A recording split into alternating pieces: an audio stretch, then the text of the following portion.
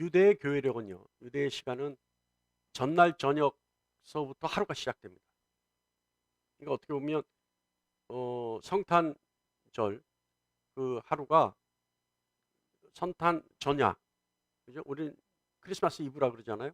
그날서부터 성탄이 시작되는 거예요. 유대의 교회력으로는 그렇게 되는 거죠.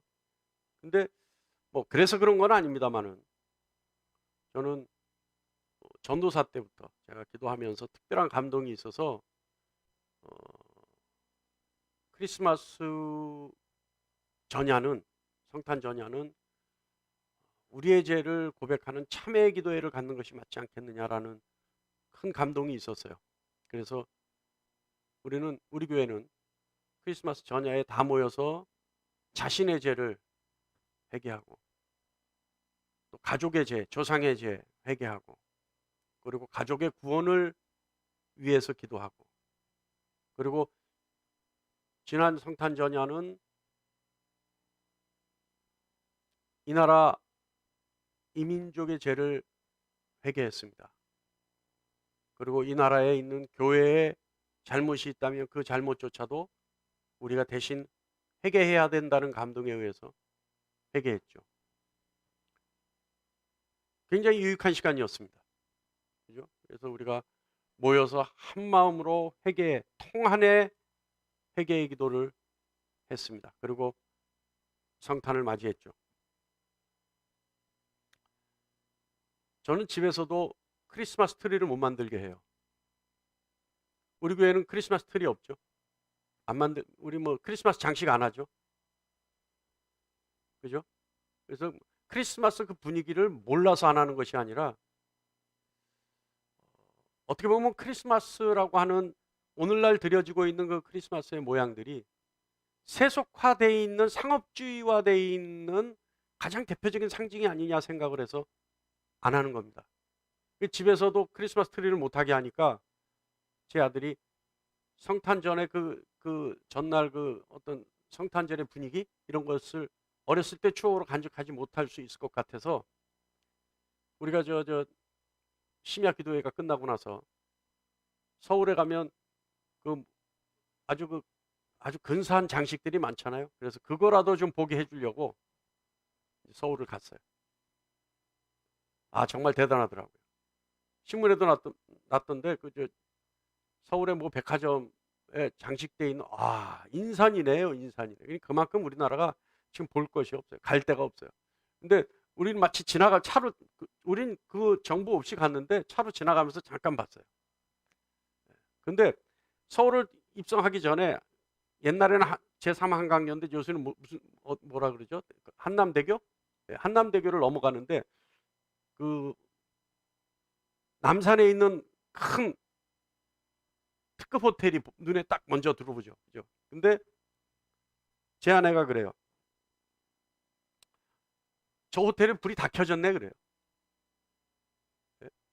그러니까 정말 방이 그 객실이 빈 방이요. 불이 꺼져 있는 방 없이 다 켜져 있어요. 대단해요. 여러분 이상하게 생각하지 마세요. 요새는 그냥 일반적으로 모일 수가 없으니까 호텔을 빌려서 사람들이 모인대요. 예, 그래서 어쨌든 뭐 다 켜져 있어요. 다 켜져 있어요. 그래서 저는 그 켜져 있는 호텔, 그 화려한 장식, 그리고 그 많은 인파들을 보면서 이 생각을 했어요. 이 사람들은 과연 크리스마스를 어떻게 생각하고 있는가? 이 사람들은 과연 이 크리스마스의 의미를 어떻게 받아들이고 있는가? 라는 생각을 했습니다. 오늘날 지각 있는 분들은요, 교회가 세속화되어 있다고 얘기하죠. 뭐 교회의 세속화를 얘기하면 비단 오늘날의 얘기는 아닙니다. 교회의 세속화에 가장 세속화됐다고 얘기할 수 있는 것, 성탄의 풍습 아닌가 생각합니다. 몇 해 전에도 제가 한 말씀해 드렸습니다만은 영국에 있는 어떤 버밍엄시라고 하는 데는요, 아예 크리스마스를 없애고 윈터벌이라고 하는 윈터 앤 페스티벌이라고 하는 축제로 하자. 뭐 크리스마스 의미가 없어졌는데 뭘 이제 하느냐. 그래서 그런 축제로 바꾸자라고 하는 것이 시정부에 아마 입법하자 이렇게 제출됐다 그래요. 무슨 말이냐면 더 이상 예수 그리스도의 탄생은 의미가 없다. 그것을 축하하는 것이 뭐가 그렇게 의미가 있느냐. 그러니까 아예 예수의 이미지를 지워버리고 성탄을 그저 연말연시 어떤 흥겨움으로 강조해보자 라는 의미로 제출됐다는 거죠. 그런데 여러분 자세히 보면요, 성탄의 의미는 이미 오래전에 그 의미가 퇴색됐습니다. 교회가 상업주의에 변색되어져서 크리스마스를 왜곡시켜버렸죠. 대표적인 예가 뭐냐면 크리스마스 트리, 성탄목이라고 하는 겁니다. 성탄목의 의미를 혹시 뭔지 아세요? 여러분 성탄목의 의미가 뭔지 아세요? 성탄목의 의미는요, 에덴 동산에 있었던 생명나무가 그 상징이었어요. 그 트리를 만드는 거죠. 그리고 그 에덴 나무에 있는 생명나무에 예수 그리스도의 십자가를 장식하는 거예요. 그래서 그곳에요, 사과도 달았는데 그 트리에는 사과도 달았는데 사과를 왜 달았냐 하면 금단의 열매, 에덴 동산에 있었던 선악과, 그것을 사과를 이미지화시켜서 사과를 달았다는 거예요. 그리고 그 광야에, 사막에서 생명을 꽃피우는 소망의 주를 상징하는 장미, 그래서 우리 샤론의 장미 이렇게 노래하잖아요. 그 장미를 거기 달았대요. 그리고 또 뭐냐면 만나를 상징해서 빵을 달았대요. 그리고 우리 크리스마스 트리 맨 위에 별이 있잖아요. 그 별을 왜 꼽냐면 세상의 빛으로 오신 예수를 상징하는 별을 달았다는 거예요. 그러니까 뭐 사과, 십자가, 뭐 빵, 요런 거 달려 있었대요. 그런데 지금 어때요? 완전히 상업주의에 물들여서 크리스마스 트리의 의미는 없어져 버리고 오로지 화려하게 온갖 장식품으로 그 크리스마스 트리의 의미가 퇴색되어 버렸죠. 그리고 어느샌가 우리도 모르는 사이에 크리스마스의 주인인 예수 그리스도가 계신 것이 아니라 누가 있어요? 산타가. 이제 산타도 없어진 것 같아요. 산타가 있었죠. 어떻게 보면요, 여러분 요즘 크리스마스 캐롤 전혀 들을 수가 없죠. 그 저작권료 때문이에요.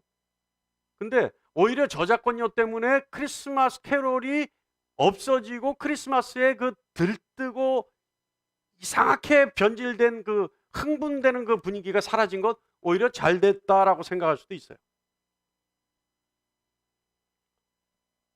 세속화되고 상업화된 축제의 의미에서 진정한 크리스마스의 의미로 우리 자신이 스스로가 바로잡아 볼 필요가 있습니다. 여러분, 성탄절의 의미는 뭘까요? 누구를 위해 있는 걸까요?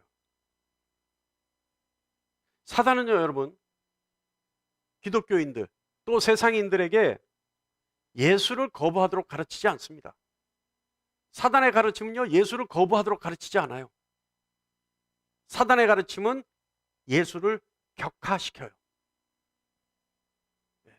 그리고 예수님이 오셔서 전하신 그 복음을 조금씩 왜곡시키죠. 그리고 예수님이 이 땅에 오신 이유도 왜곡시킵니다. 여러분, 예수님은 왜 오셨나요? 오늘 본문을 보면요, 예수님의 탄생, 이 탄생의 사실을요, 예수님의 탄생을 맞이해야 될 이스라엘은 전혀 몰랐어요. 그죠?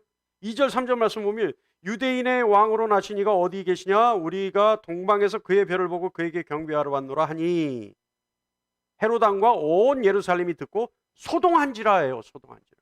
그러니까 동방 이방인의 어떤 그 박사들이 예수님이 오신 것을 알고 예수님을 찾아왔는데 불구하고 그것을 진심으로 맞이해야 되는 이스라엘은 오히려 그 사실을 전혀 몰랐어요.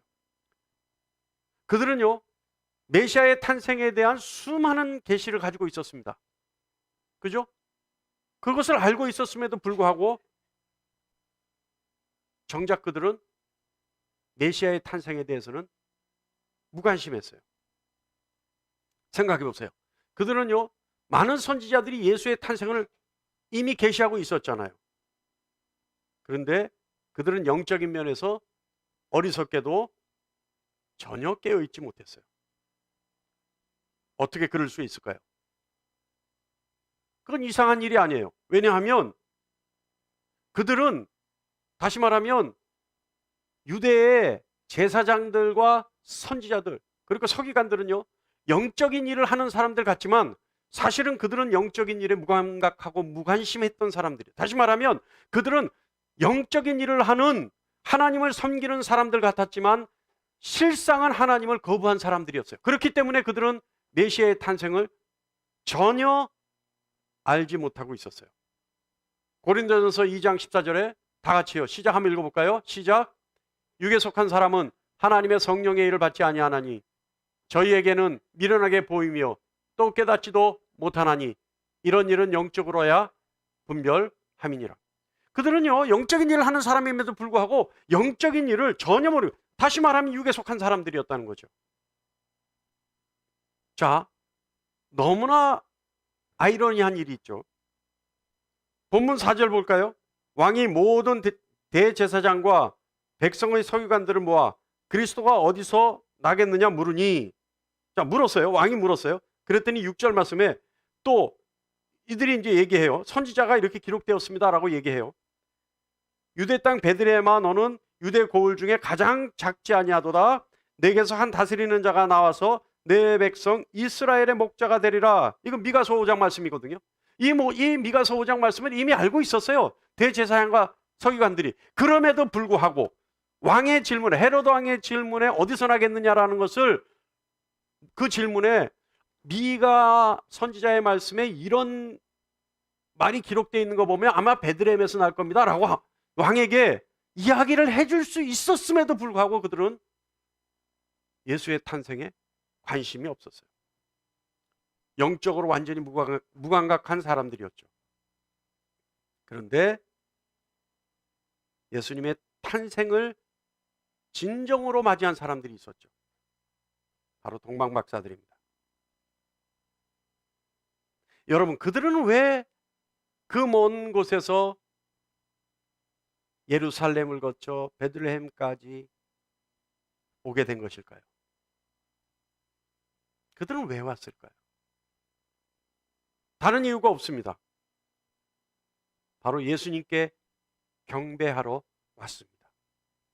2절 말씀 보면 우리가 동방에서 그 별을 보고 그에게 경배하러 왔노라. 11절 말씀 보면 집에 들어가 아기와 그의 어머니 마리아가 함께 있는 것을 보고 엎드려 아기께 경배하고, 그들이요 아기 예수를 찾아온 이유는 하나예요. 경배하기 위해서. 그들은 먼 광야를 지나 예루살렘까지 오게 된 이유 단 하나, 아기 예수를 경배하기 위해서입니다.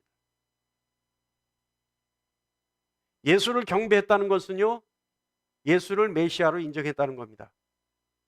그분이 경배의 대상임을 인정했다는 의미죠. 그분이 경배받아 마땅한 하나님이라는 사실을 인정했다는 겁니다. 인간의 죄를 대속하기 위해 오신 예수님은 진정으로 경배받으셔야 하기에 그들은 단지 경배만을 위해서 달려온 것입니다. 4절 말씀 보면 왕과 대제사장과 서기관들은 예수님이 오시는 것도 몰랐을 뿐더러 그분에게 경배하며 맞이해야 되는 것조차도 잊고 있었지만 동방박사들은 예수님을 경배함으로 맞이했습니다. 그런데 여러분, 더 놀라운 것은요, 11절 말씀 보면 아기가 마리아와 함께 있었어요. 그런데 아기가 마리아와 함께 있는데 동방박사들은 예수님께만 경배했어요. 여러분, 예수님의 탄생을 기념하는 성탄은요, 오직 한 분, 예수님만을 경배하는 날입니다. 예수님만을 경배하기 위해 있는 날입니다. 우리의 죄를 대속할 화목제물로 이 땅에 오셨다는 그 사실을 우리는 경배를 통해 인정하고 세상에 알리는 날이 성탄입니다. 우리가 예수를 경배해야 될 중요한 이유는 예수님이 이 땅에 오심으로 증명되는 하나님의 사랑을 확신하기에 우리는 예수님을 경배해야 되죠. 저는요, 예수 그리스도께서 누우신 구유를 보면요, 생각해 보세요, 여러분. 마국간의 구유에 누울 곳이 없어서 구유에 누인 거예요. 근데 그 모습을 보면 어떻게 보면 골고다 언덕에서 홀로 십자가에 못 박히신 예수 모습과 너무나 이미지가 상통하죠. 연상이 바로 되죠. 어울리는 모습 아닐까요? 어떻게 보면 저주받고 버림받은 예수님의 삶에 어울리는 모습이 아닌가. 여러분, 우리는요, 버림받고 저주받은 모습으로 이 땅에 오신 예수 그리스도를 경배하기 위해 성탄을 기념해야 합니다. 그리고 최선을 다해 경배해야 합니다. 여러분, 동방 박사들이요, 예수를 경배하기 위해서 왔을 때 그들이 가지고 온 최선의 것들이 있었어요. 11절 말씀 후반부의 법은요, 보배합을 열어 황금과 유황과 모략을 예물로 드리니라. 그들은요, 예수를 경배하기 위해 미리 예물을 준비하는 최선의 모습을 다해서 예수를 경배했습니다. 주석학자들은요, 이 예물의 의미가 있어요. 황금은 어떤 의미가 있냐면 모든 물질을 대표하는 물질이 황금이라고 생각했어요. 그러므로 모든 물질을 대표해서 최상의 것인 황금을 드렸다, 이렇게 얘기하고 있어요. 또 유황은 뭐예요? 성경에서는 유황은 기름 붓는다 라고 하는 기름으로 쓰이는 얘기죠. 그러니까 왕들이나 대제사장이나 선지자들이 세움을 받을 때 기름을 붓죠. 그것이 유황이에요. 모략은 뭐예요? 모략 뭔지 아세요, 여러분? 모략은요, 죽은 사람에게 염할 때 쓰는 얘기예요. 약품이에요. 염할 때 쓰는 약품. 그래서 죽음을 통해 이 땅에 대속하실 분이란, 이 땅의 죄를 대속하실 분이라는 사실을 상징적으로 나타내는 것이다. 그래서 죽음을 목적으로 오신 구세주임을 상징하는 것이 모략이다. 그래서 이 동방박사들은 예수께서 메시아였다는 사실을 알고 최선의 것으로 드렸다. 황금과 유황과 모략으로 드린 것이다. 여러분, 성탄은요, 예수님께만 경배하기 위해 있는 날이 성탄입니다. 할렐루야, 할렐루야. 성탄은요, 예수님의 오신 날은 세상의 환난을 위해 있는 날이에요. 무슨 소리인가 갑자기 싶죠. 성탄은 기뻐 찬양해야 되는데 세상의 환난을 위해 있는 날이다. 주님이 오신 날은 세상의 환난을 위해 있는 날이다. 놀랍지 않습니까? 무슨 말이냐 하면, 다른 말로 하면 예수님의 오심으로 세상의 심판이 시작됐다는 얘기입니다. 우리 2장 16절 한번 볼까요? 16절 보면, 이에 헤롯이 박사들에게 속은 줄 알고 심히 노하여 사람을 보내어 베들레헴과 그 모든 지경 안에 있는 사내 아이를 박사들에게 자세히 알아본 그 때를 기준으로 하여 2살부터 그 아래로 다 죽이니. 예수님이 오셨는데 세상은 평합니까? 예수님이 오신 그 성탄날 평화였어요? 아니에요. 피비 있는 날은 사륙전이 있는 날이에요. 이거 어렵게 말할 필요가 없어요. 주님이 오신 날이기에 주님은요, 칠흑 같은 세상에 광명의 빛을 비추기 시작한 날이 성탄입니다. 세상의 어둠이 드러난 날이죠. 그전에는 세상이 어두운 줄 몰랐어요. 그런데 예수님이 오시자 세상의 어둠이 주님의 광명한 빛에 의해 드러나기 시작한 날입니다. 생각해 보세요, 여러분. 환락의 모습을 드러내는 도시를 생각해 보세요.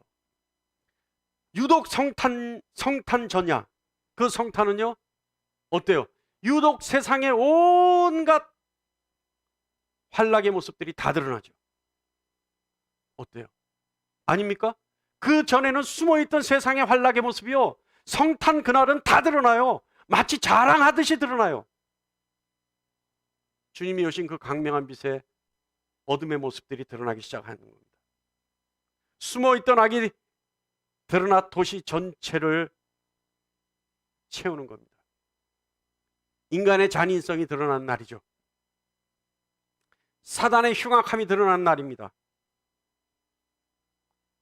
사단이 아담과 하와를 깨워서 인간을 죄로 죽게 한 것을 돌이키기 위해 주님이 오신 그 날이 성탄입니다. 성탄은요, 하나님의 광명한 빛으로 오신 주님에 의해 사단의 계략가 그 모습을 드러내는 날이 성탄입니다. 마태복음 10장 34절에 내가 세상에 화평을 주러 온 줄로 생각하지 말라. 화평이 아니라 검을 주러 왔노라. 주님의 오심은요, 그것을 알리는 성탄은요, 공중권세 잡은 악한 영들이 발악을 시작하는 날입니다. 자신들이 기득권을 가지고 있다고 착각하고 있던 악한 영들이 발악을 시작하는 날이 성탄입니다.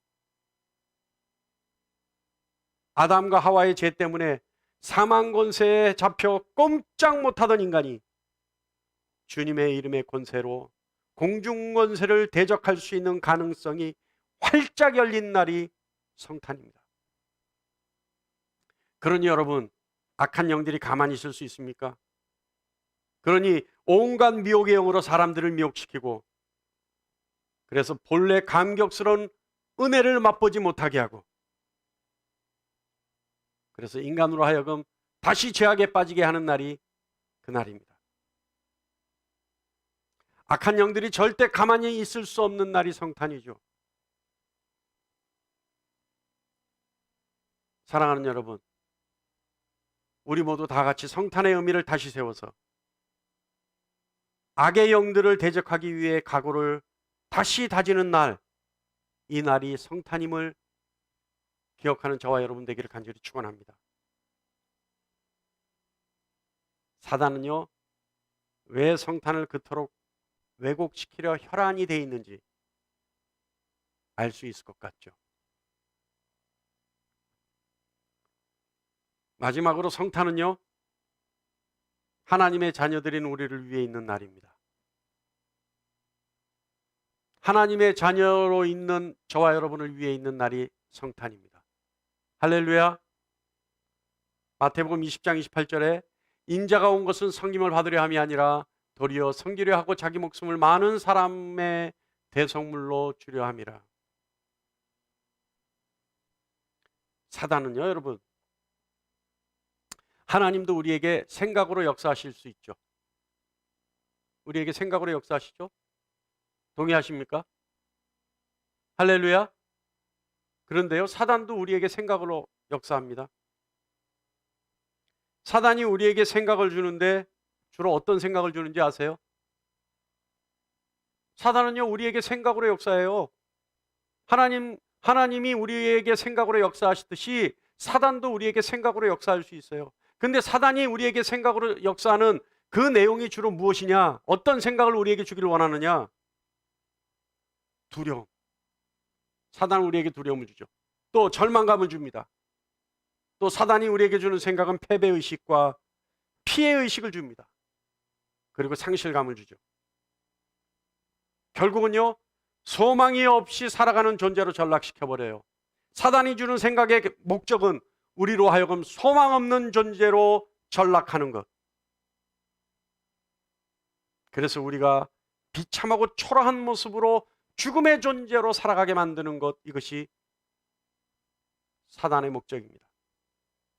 악의 영들은요, 우리를 미혹시켜 하나님의 사랑의 대상인 것을 모르고 세상을 살아가게 하죠. 그것이 악의 영들의 괴계입니다. 우리의 자존감을 무너뜨리고 절망 가운데 서로 미워하게 하고 점점 더 하나님으로부터 멀어지게 만드는 것, 이것이 사단의 목적입니다. 그러나 여러분, 주님 오심은요, 우리에게 소망이 생기게 되는 겁니다. 악한 영들이 가지고 있는 목적, 정확하게 말하면 우리를 죽음으로 몰고 가려고 하는 그 목적을 능히 감당할 수 있는 소망이 생기는 것이고, 살아있을 수 있다는 소망이 생기는 것이고, 승리할 수 있다는 소망이 생기는 것이 주님의 오심의 목적입니다. 할렐루야. 여러분, 우리에게는요, 내일에 대한 두려움이 있을 수 없습니다. 왜냐하면 주님이 우리보다 앞서가고 계시기 때문에 그렇습니다. 우리에게 절망이 없습니다. 왜냐하면요, 주님이 우리와 함께 하시기 때문에 그렇습니다. 우리에게 피해의식과 패배의식을 가질 필요는 없습니다. 왜냐하면 우리에게 주님의 이름의 권세와 능력이 있기 때문에 그렇습니다. 여러분, 우리는 더 이상 절망이 없습니다. 왜냐하면 우리는 영원히 살 수 있기 때문에 그렇습니다. 아기로 오신 예수님은 우리를 위해 오신 겁니다. 이 모든 것을 우리에게 주시기 위해 오신 겁니다. 여러분, 우리는 하나님을 신실한 하나님이라고 얘기하죠. 신실한 하나님, 간단하게 말하면요, 어떤 상황, 어떤 조건에서라도 하나님의 약속은 영원히 유효하다는 말입니다. 하나님이 하신 약속은 반드시 이루어진다는 의미죠. 하나님은 독생자 예수를 이 땅에 보내셨습니다. 그 상황을 여러분 한번 생각해 보세요. 여간방이 가득 찼어요. 그래서 방이 없었어요. 방이 없자 예수님은 마구간에서 태어날 수밖에 없었습니다.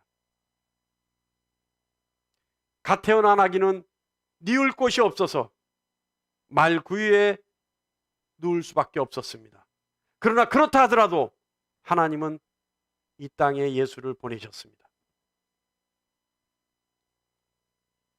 예수님은 33년의 짧은 인생 동안 어느 것 하나 풍요를 누릴 수 없었던 참담한 인생을 사셨습니다. 다시 말하면 이 땅에 부귀영화를 누리는 것은 단 한 번도 경험해보지 못한 것이 예수님입니다. 그리고 마지막에는 골고다 언덕의 십자가에 못 박혀 죽기 위해 이 땅에 오셨습니다. 그렇다 하더라도 하나님은 예수님을 이 땅에 보내셨습니다. 이유가 뭐예요? 단 하나예요. 우리의 구원을 위해 이 땅에 보내셨습니다. 여러분, 요즘 너무 어렵죠? 어느 것 하나 넉넉한 거 없습니다. 뭐 우리만 어려운 게 아니라 세상이 전부가 어렵습니다. 경제적으로도 어렵지만 정신적으로도 어려워요. 너무나 혼란스러워요. 세상의 공정과 정의는 어디에 있는지 찾아볼 수가 없어요. 세상에 참과 진리가 어디 있는지 찾아볼 수가 없어요. 맨 거짓으로밖에 보이지 않아요. 경제적으로 너무 어려워서 많은 사람들이 스스로 목숨을 끊습니다. 너무나 어려운 세상입니다. 그러나 여러분, 우리가 희망과 힘을 얻을 수 있는 것은 세상이 아무리 어렵다 하더라도, 세상이 아무리 절망같이 보인다 하더라도, 세상이 끝날이 다가오는 것 같이 보인다 하더라도 우리를 위한 하나님의 계획은 절대 멈추지 않습니다. 아니, 멈출 수가 없습니다. 독생자 예수를 죽기까지, 아니 죽이기까지 사랑하신 하나님의 사랑은, 그 계획은 멈추지 않습니다. 여러분, 우리 다시 생각해야 합니다. 우리에게 오늘이 있다면 그 오늘은 하나님이 함께 하시는 오늘입니다. 우리에게 내일이 있다면 그 내일은 하나님의 뜻을 이루는 내일입니다.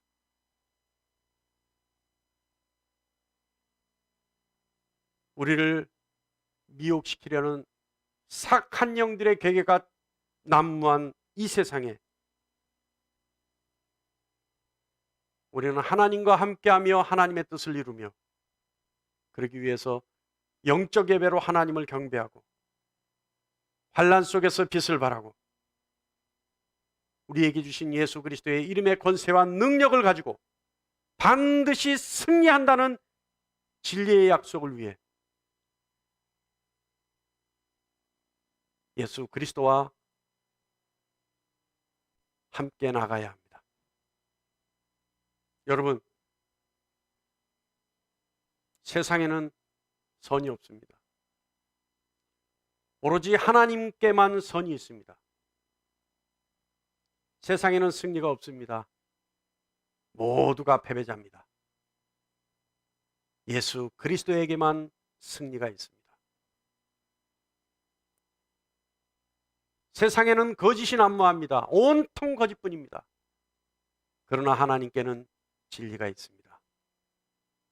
하나님은 사랑이시라. 하나님의 사랑이 진리입니다. 우리가 하나님의 사랑의 대상이라면 우리는 예수 그리스도 안에 있는 승리를 반드시 취할 수 있습니다. 우리는 하나님과 함께 한다면 하나님이 허락하신 모든 것을 이룰 때까지 하나님은 우리를 떠나지 않으십니다. 우리가 하나님을 믿으면 하나님의 약속이 우리의 것입니다. 주님의 오신 날을 기념하면서 이 모든 의미가 저와 여러분의 마음에 든든한 영의 양식으로 채워지기를 간절히 축원합니다.